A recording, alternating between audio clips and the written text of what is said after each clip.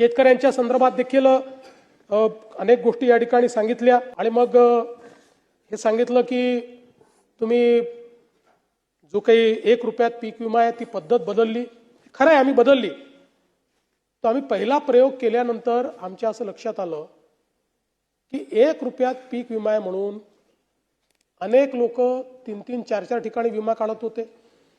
बीडची केस तर आपल्याला माहिती आहे की ज्या ठिकाणी जमीनच नव्हती त्या ठिकाणचे विमे काढले गेले आणि म्हणून आपल्या असं लक्षात आलं. आणि दुसरं, ही जी काही पद्धती होती या पद्धतीमध्ये पहिल्या ट्रिगरवर 25% पैसे मिळायचे आणि ते 25% पैसे मिळाल्यानंतर त्या शेतकऱ्याला असं वाटायचं की आता मला पूर्ण पैसे मिळणार आहे आणि मग लक्षात यायचं की सेकंड आणि थर्ड ट्रिगरच नाही आणि त्यामुळे 25%वरच त्याची बोळवण व्हायची.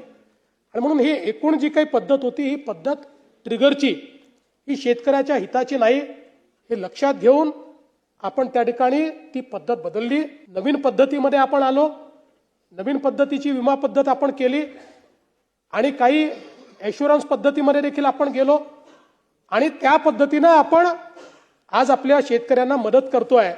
आणि मला सांगितलं पाहिजे की मागच्या वर्षी ज्यावेळी आपल्या शेतकऱ्यांवर संकट आलं त्यावेळी आपण आपल्या शेतकऱ्यांना जे रोख पैसे दिलेले आहेत त्यांच्या अकाउंटमध्ये ते 15,472 कोटी रुपये हे थेट शेतकऱ्यांच्या खात्यामध्ये, पीडित शेतकऱ्यांच्या खात्यामध्ये आपण दिलेले आहेत आणि म्हणून आणि डीबीटीच्या माध्यमातून दिले आहेत. त्यामुळे मला असं वाटतं की शेतकरी जिथे अडचणीत आहे आणि कर्जमाफीच्या संदर्भातही आम्ही स्पष्टपणे सांगितलेलं आहे की आम्ही समिती तयार केलेली आहे, त्याचा अहवाल अपेक्षित आहे आणि आम्ही कर्जमाफीच्या संदर्भात जे काही आश्वासन दिलेलं आहे ते उचित वेळी आम्ही पूर्ण करणारच आहोत.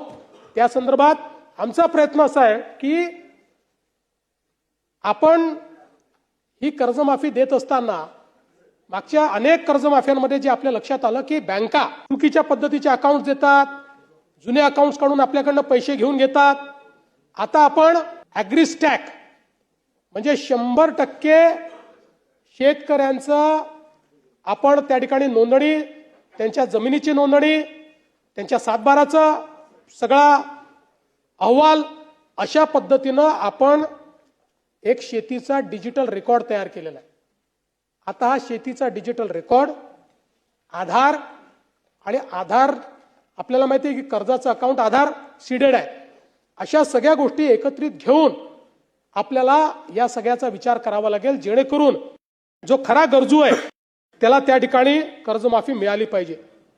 आपल्याला माहिती आहे की मोठ्या प्रमाणात आपण त्या ठिकाणी खरेदी देखील केलेली आहे आणि आता मका खरेदीमध्ये आपलं टार्गेट वाढवून दिलेलं आहे.